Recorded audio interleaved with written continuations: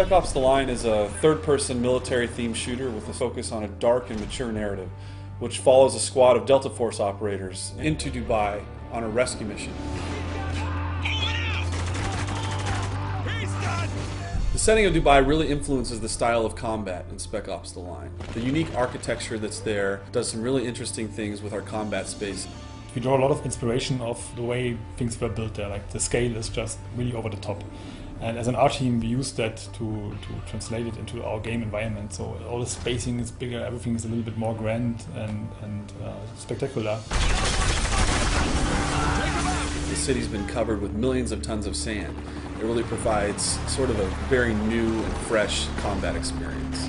One of the elements that's very interesting is the fact that you're quite often walking on what you perceive to be solid ground, but actually you may be walking on a dune that's covering a 30-story skyscraper. During combat, you have to constantly be thinking about where you're standing and where you're located, and you may even tumble through a skylight in a building into an entombed space that's been covered by sand. Throughout the game, the player encounters opportunities to leverage the power of the sand to help him basically to kill enemies or open new pathways.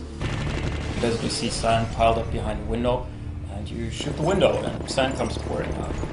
So there's a number of locations in the game where out of the narrative grew an opportunity for us to let the player make a choice. This is a test. Yes, it is. The civilian on the right stole water. A capital offense. The soldier on the left was sent to apprehend him, which he did, killing the man's family in the process. So these are not binary choose A to do the good thing or choose B to do the bad thing types of choices that are presented to the player. When you make a decision in the game, what we wanted to achieve is that you sit there and you really question your own moral and you question your own values. Wow. What happens in Dubai stays in Dubai. After a battle in Spec Ops: The Line, there's rarely a situation where all of the enemies are dead. They're typically laying on the battlefield, bleeding out in horrific pain and agony. The player can choose to react to that in a number of ways, and one of the ways that he can do that is by utilizing executions and executing those enemies. Since Spec Ops: The Line is a realistic shooter and you're up against humans with guns, it was always very important for us to make sure that there's enough variety in gunplay and in enemy behavior. So we created all those different enemy types to make sure that there's always enough variety and fun to fight those guys. It was too close, Walker!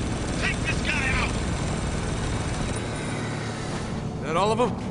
I think we're clear. What about the civilians? 33rd get away with any of them? Yeah, they did. The campaign in Spec Ops: The Line is heavily influenced by the people who are left there in Dubai after sandstorms have ravaged the region. This element of survival in a combat scenario permeates into the gameplay itself. Many of the conflicts in the campaign actually have to do with those survivors and these elements of them trying to provide for their families and protect them from the situation that they found themselves in.